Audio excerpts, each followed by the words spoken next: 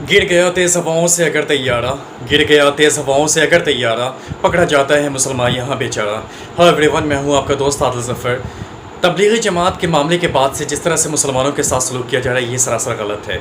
تبلیغی جماعت کے معاملے سے جڑے ابھی تک 225 معاملوں میں چارج شیٹ فائل کی گئی ہے، جس میں 47 فارنرز کے خلاف ہے۔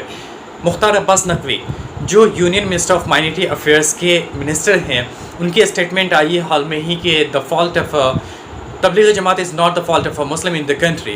Their fault cannot be forgiven. It is because of this criminal act that corona cases surged as they roamed around the country.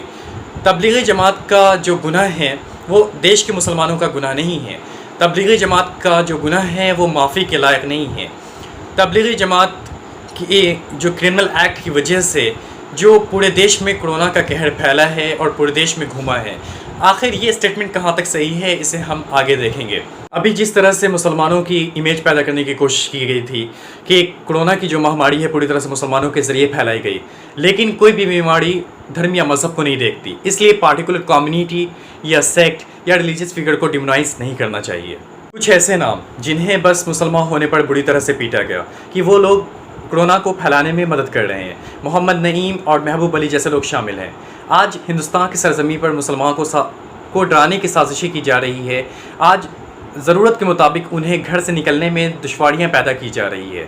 جب پورے دیش کی میڈیا کرونا سے لڑنے کی بات کر رہی تھی، تب ہمارے دیش کی میڈیا دھرموں کے نام پر TRP بڑھانے کی کوشش کر رہی تھی۔ 24 ستمبر 2014 کو جب ہمارے دیش کے respected prime minister Narendra Modi صاحب جب US وزٹ پر گئے تھے، تب انہوں نے مسلمانوں کے بارے میں کہا تھا، انڈین مسلم کے بارے میں کہا تھا کہ if anyone think Indian Muslim will dance to their tune, they are delusional. Indian Muslim will live for India, they will die for India, and Indian Muslim will not want anything bad for India. اگر کوئی سوچتا ہے کہ ہندوستانی مسلمان اس کے دھن پہ ناچیں گے تو وہ بھرم میں ہے، وہ دھوکے میں ہے۔ ہندوستانی مسلمان ہندوستان کے لیے جئیں گے، ہندوستان کے لیے مریں گے، اور کبھی بھی ہندوستان کے لیے برا نہیں چاہیں گے۔ وطن کے جاں نثار ہیں، وطن کے کام آئیں گے، وطن کے جاں نثار ہیں، وطن کے کام آئیں گے، ہم ایک روز اس زمین کو آسماں بنائیں گے۔ اور اگر تبلیغی جماعت کی اور نظر دیں تو 1926 میں مولانا محمد الیاس کاندھلوی کے ذریعے اسے اسٹیبلش کی گئی تھی۔ Basically it is an Islamic missionary movement that focuses on exhorting Muslims and encouraging fellow members of the return to practicing their religion, and it was the practice during the lifetime of the Islamic Prophet Muhammad sallallahu alaihi wasallam, and particularly in matters of rituals, dress and personal behaviors. Tablighi Jamaat کا کام جو مین مقصد ہے وہ ایک مسلمان کو بہتر مسلمان کیسے بنایا جائے اس پر کام کرتے ہیں۔ یہ تبلیغی جماعت الگ الگ شہروں میں جا کر کے، الگ الگ ملکوں میں جا کر کے کام کرتے ہیں۔ جب تبلیغی جماعت کا جو معاملہ سامنے آیا وہ 13 مارچ سے 15 مارچ کے بعد سامنے آیا، جہاں پر ایک تبلیغی فنکشن میں لوگ شامل ہوئے تھے اور قریباً 3400 لوگ وہاں پر موجود تھے جو ریلیجیس کنگریگیشن میں شامل ہوئے تھے۔ اور جب وہ لوگ وہاں پر موجود ہوئے تھے تب اس ٹائم میں ریلیجیس کنگریگیشن بنا نہیں تھا۔ اگر وہ لوگ وہاں پہ رکے تو مجبوراً انہیں رکنا پڑا، اور اگر غلطی بھی ہوئی کہیں نہ کہیں تو بلائنڈنس بلیف کو لے کر کے ہوئی۔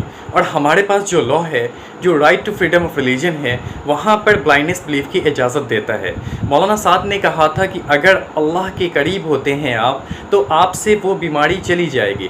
It is based on superstitious belief. اگر یہ لوگ 13 سے 15 تک کے فنکشن میں، تبلیغی فنکشن میں جو شامل ہوئے تھے، جو فورن سے آئے تھے یہاں پر، تو اس سے پہلے جو 4 مارچ کو انڈیا میں یونیورسل اسکریننگ شروع کی گئی تھی، تب انہیں وہاں پر ایئرپورٹ پہ کیوں نہیں روکا گیا، یا پھر ان کے آنے کے بعد ان کا چیک اپ کیوں نہیں ہوا؟ کچھ معاملات سامنے آنے کے بعد اسے پوری طرح سے کامل بنانے کی کوشش کی گئی۔ کچھ لوگوں کا کہنا تھا کہ اسے کنسپریسی کے تحت پھیلایا گیا۔ کئی میڈیا چینلز میں save the country from corona جہاد سے میڈیاز کے اینکر چلا کر کے کہہ رہے ہیں، تو ٹویٹر پہ کہیں پہ ٹرینڈنگ کروائی جا رہی ہے۔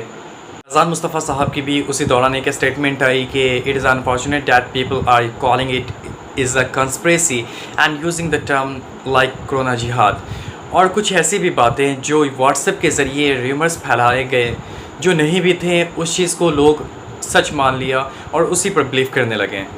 نظام الدین مرکز میں جو ایونٹ رکھی گئی تھی وہاں پہ 13 to 15 مارچ تک وہاں پر کچھ لوگ وہاں پہ شامل ہوئے تھے، لیکن اگر اکارڈنگ ٹو رپورٹ دیکھی جائے جو لوگ انڈیا میں آئے تھے جنوری سے لے کر کے 3 मार्च तक वो उसकी तादाद 15 लाख की थी, और अब जाकर के एडवाइजरी आई है कि उनकी टेस्टिंग की जाए। और बात आपको भी बेहतर पता है कि यहाँ पर कितनी अच्छी तरह से टेस्टिंग हो रही है। 13 मार्च को दिल्ली गवर्नमेंट ने एक नोटिस इशू किया था जिसमें मेंशन किया था कि कोई भी कॉन्फ्रेंस, कोई भी सेमिनार नहीं होगा, लेकिन वहाँ पे रिलीजियस कन्ग्रेगेशन को मेंशन नहीं किया गया था।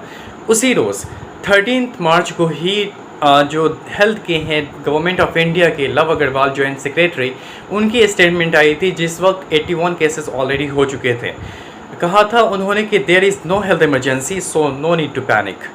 14 मार्च को ही हिंदू महासभा ने काउ यूनियन पार्टी रखी, and it was organised by the president of Akhil Bharat Hindu Mahasabha Swami Chakrapani, and he claimed that the cow union is the only cure for covid and requested global leaders to consume the miracle liquids.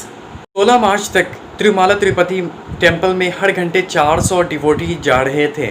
16 मार्च तक ही Siddhi Vinayak temple बंद नहीं किया गया था। 16 मार्च तक उज्जैन का महाकालेश्वर मंदिर भी बंद नहीं किया गया।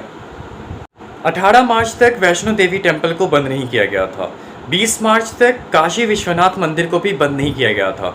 जो भी रिलीजियस एक्टिविटी चली 24 मार्च तक चली, और सोशल डिस्टेंसिंग का मामला तब आया जब मोदी जी ने 19 मार्च को आकर के कहा था थाली और ताली बजाने के लिए। तब नेशनल लॉकडाउन के बाद 25 मार्च को जमात के ज़िम्मेदार लोग थे, उन्होंने पास में एसएचओ को इन्फॉर्म किया, जो पास के एसएचओ थाने के एसएचओ थे उन्हें इन्फॉर्म किया, उन्हें बताया कि हमारे पास इतने लोग हैं। उनके पास गाड़ियों के इंतज़ाम थे लेकिन इजाज़त नहीं मिली, इसलिए वो उन लोगों को वहाँ पे मजबूरन रुकना पड़ा।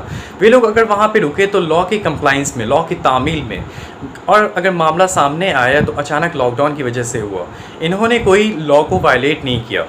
लेकिन वही दूसरी तरफ देखी जाए कि माइग्रेंट वर्कर्स जो प्रवासी मजदूर, वो अचानक से लॉकडाउन होने के बाद वो लोग सड़कों पर उतर आए, हज़ारों की तादाद में एक जगह भीड़ इकट्ठी करके खड़े हो गए, तो वो लोग भी कहीं ना कहीं मजबूर थे।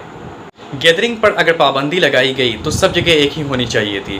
कार्रवाई अगर की जा रही है तो सब पर एक बराबर ही होनी चाहिए। जैसे कि देखा गया कि नेशनल लॉकडाउन होने के बाद 26 मार्च को योगी आदित्यनाथ अपने लोगों के साथ वो अयोध्या पूजा करने के लिए जाते हैं।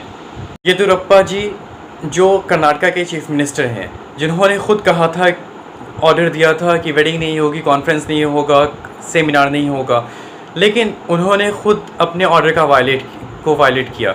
बीजेपी के एक एमएलसी की बेटी की शादी में चले गए जहां पर 2000 लोग शामिल थे। इसलिए ज़रूरी है कि जो लॉ का दायरा है, लॉ की जो पेरीमीटर है, वो सब के लिए बराबर हो। मरकज़ में जो लोग थे वो फंसे हुए लोग थे, और जो प्रवासी मजदूर जो लाखों की तादाद में सड़कों पर उतर आए थे वो भी कहीं ना कहीं मजबूर थे। ये क्राइसिस बढ़ी तो सिर्फ अचानक लॉकडाउन की वजह से बढ़ी। इसलिए ज़रूरी है कि एक पार्टिकुलर कम्युनिटी, रिलीजियस फिगर या सेक्ट को डिमोनाइज करने के बजाय इन्हें प्रॉपर मेडिकल ट्रीट करवाएं। फ़लसफ़ा समझो ना असरारे सियासत समझो, फ़लसफ़ा समझो ना असरारे सियासत समझो, ज़िंदगी सिर्फ हकीकत है, सिर्फ इसे हकीकत समझो। न जाने किस दिन हो जाएं हवाएं भी नीलाम यहाँ, न जाने किस दिन हो जाएं हवाएं भी नीलाम यहाँ, आज तो सांस भी ले लें तो गनीमत समझो।